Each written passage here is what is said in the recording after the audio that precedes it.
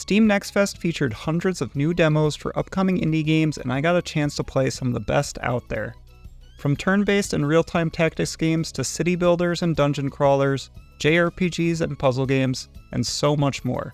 We have a wide variety of games to talk about, so let's get started going through the best of the best.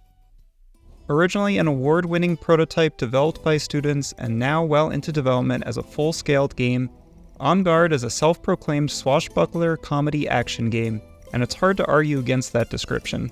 It looks and feels like an animated movie with a bright and colorful world, absurdly theatrical characters, and a lot of ridiculous banter during fights. The sword fighting and parry system feels fairly easy at first, but it quickly becomes more complex and challenging as you become surrounded and learn how you can take more interesting approaches to mow down your enemies. For example, you can knock these barrels into your enemies to stun them, kick them into the bay, or into a weapon rack, throw a bucket on this guy's head, or have this cauldron launch up into the air, eventually falling down on this guy after a comically long time. What I like about this is in how well it plays. You're not fully locked into a lengthy animation when you parry, so if you realize an attack is coming that must be dodged, you can do so almost immediately.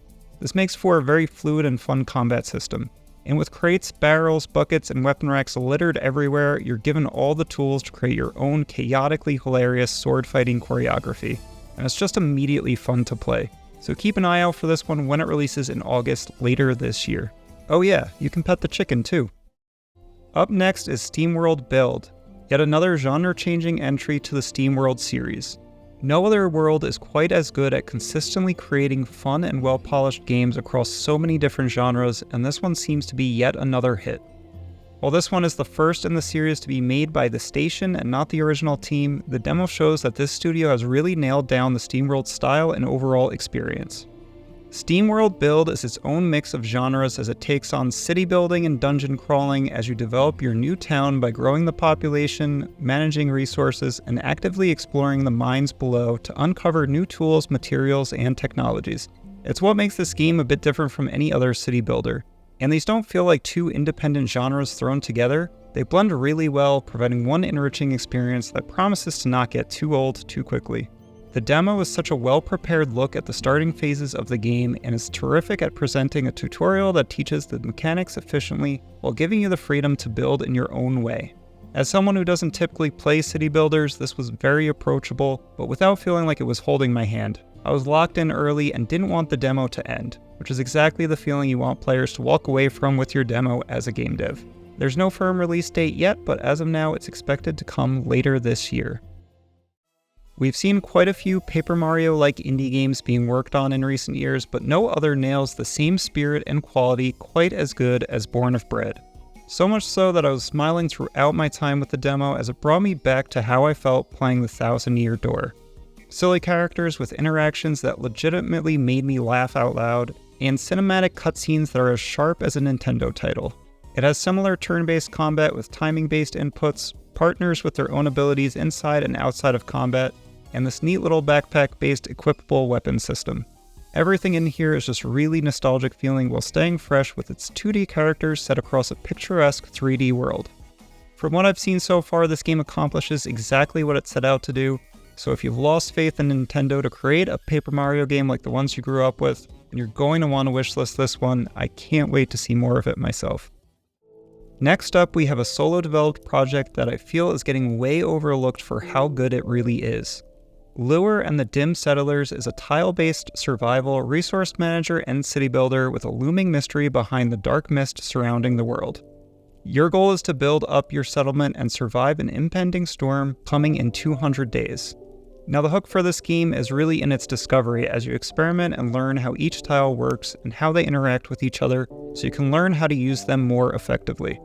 Many of the tiles have adjacency bonuses, such as how you can build tents next to your fort to increase your workforce output further, or build a lumberjack cabin next to these forests so you can produce wood every day. Of course, you can also cut down the forest yourself for a more immediate, larger supply of wood, but then the forest also produces deer over time for you to hunt your food. This is just a few of the synergies and decisions you will make across your playthrough. Simple arcade games and some random encounters rounds out this gem of an experience. And its minimalist design and the option to choose either go at your own pace turn-based mode or real-time strategy as the days go by on their own makes this game very approachable while also giving an option for those who want to see something a little more challenging. And it has a bit more nuance to it than its simple pixel art aesthetic may imply. I like this one way more than I expected, and time flew by while I was playing this, so don't sleep on it. At number 6, we have a very Persona-esque game in Eternights, which follows a typical day in the life of a teenager. You know, like have your friend force you into getting a dating app, or watch the start of some sort of demon apocalypse and get your arm chopped off. You now have a cool light arm sword thing, and you're the chosen one or something, so that's neat. Now the hack and slash combat in this is pretty fluid, it looks and feels good, and is what immediately grabbed my attention when I first saw the trailer. With that said, the demo is pretty light on gameplay itself, as the early portions are very story and character focused. But what surprised me about this is that this is exactly where Eternights shines the most. Characters are well written and actually really funny without trying too hard. It's all fully voice acted too, and the performances are quite good, which was immediately impressive. Besides that, it just felt like I was playing a movie even with it being just a demo. There's even these fully drawn animated cutscenes that are truly amazing. It didn't take a very long time for this to grab my attention, and I really just wanted to see what was next. Combat looks and feels good too, although pretty simple, but it clearly will have way more layers to it than the demo implies.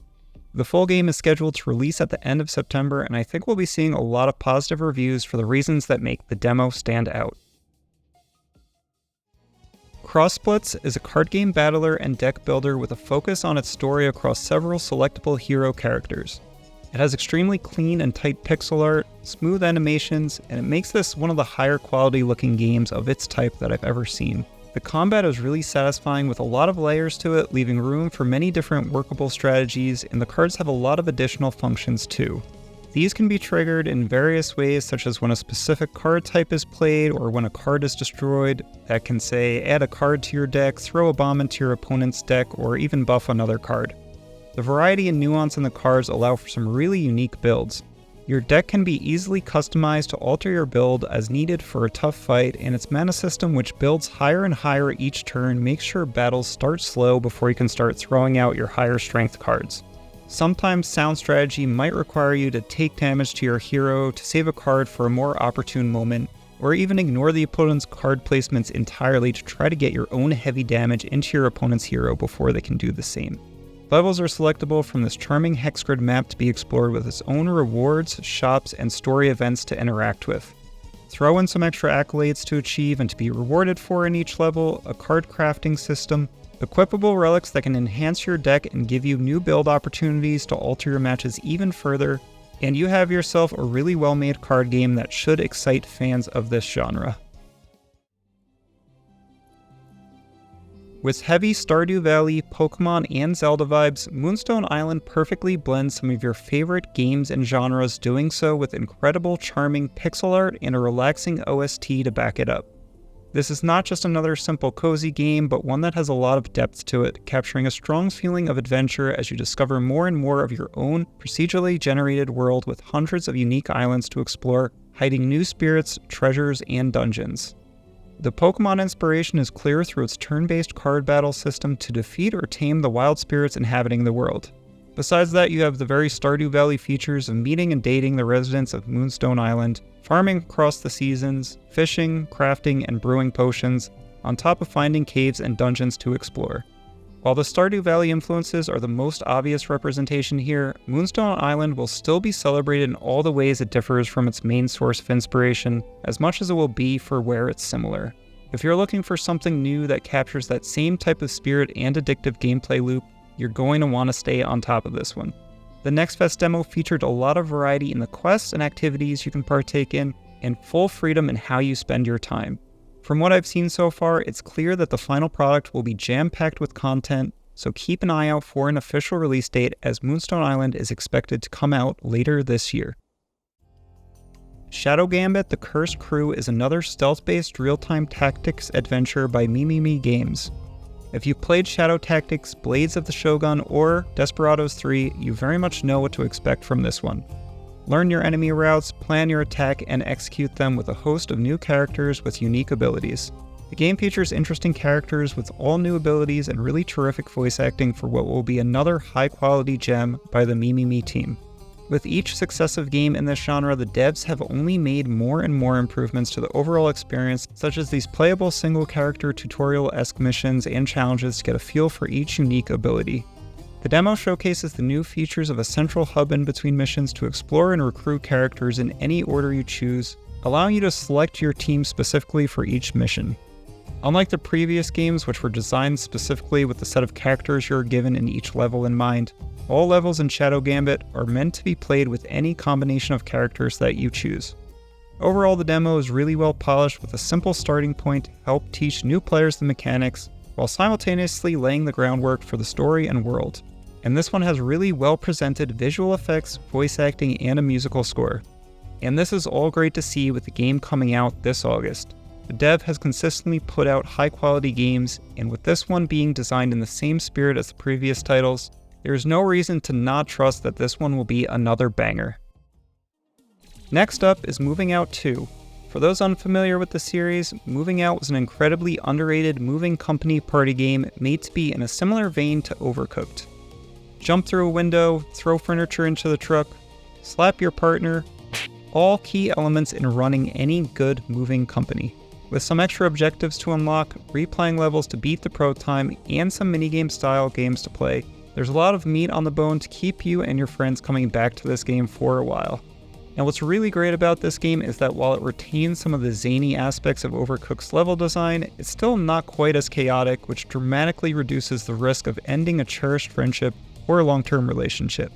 And that makes it a lot more approachable even for a non-gamer like my significant other who fell in love with this game during the 2020 lockdowns. We ended up playing it all the way through and we just had an amazing time doing it. The sequel adds online co-op in addition to couch co-op, making this a way more accessible game to play with your friends. The demo was just as fun as the original with some refreshingly new ideas and a good variety to the style of levels you'll see in the full game when it comes out on August 15th. Before we get to number 1, we have some rapid-fire honorable mentions that didn't make the top 10 list but were still interesting or high-quality games that definitely deserve some love and attention.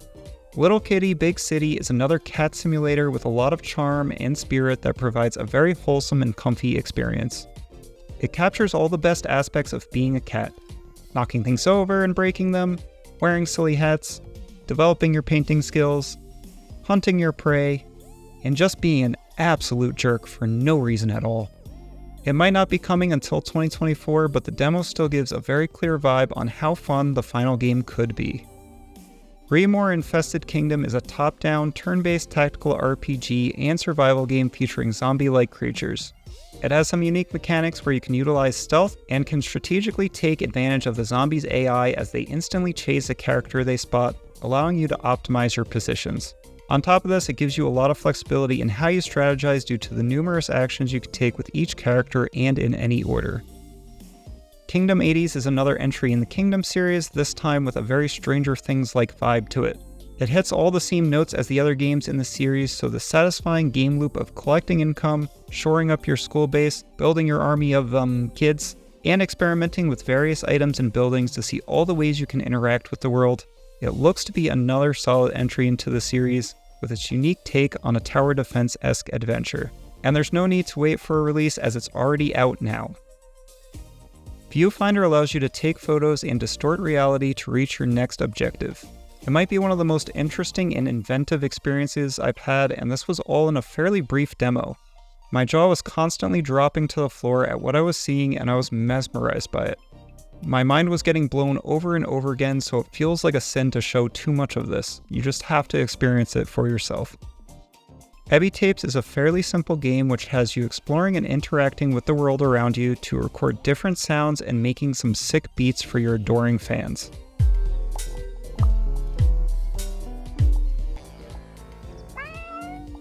It's an extremely cozy experience, and I look forward to seeing how it expands on these ideas even further. Mr. Run and Jump starts out as a seemingly simple platformer set in a bright neon world, but it quickly starts to become closer to a precision platformer with extra challenges thrown in. With immediately smooth controls and nice variety in its movement options, it feels really good to play and has a great soundtrack. On top of that, it just really has a great classic platformer feel to it with some modern touches. And here we are with number 1 with Sea of Stars. a Chrono Trigger-inspired JRPG made by Sabotage Studio, who are the same team that brought you the Ninja Gaiden-inspired hit, The Messenger. If you've seen my earlier in-depth preview and demo impressions video on the channel, you know how I feel about this one, but in case you missed it, this is one of my most anticipated games of the year. With a simple-to-learn but engaging combat system, charming characters, dynamic music, smooth animations, and impressive details around every corner, Sea of Stars is shaping up to be an instant success, roughly 3 years after its wild introduction to the world through its remarkable Kickstarter campaign. The demo takes you through some light exploration, a small snippet of a town to visit, a fishing minigame, and a dungeon to conquer, and it does a great job of giving you the overall vibe of the game, as it shows off its unique combat system and a small portion of the game's many islands we'll get to explore. While this is the same demo that released earlier this year on the Switch, it's now available on Steam, so a lot more people can get their hands on it now, and the demo is still yet to come on Xbox and PlayStation later this year.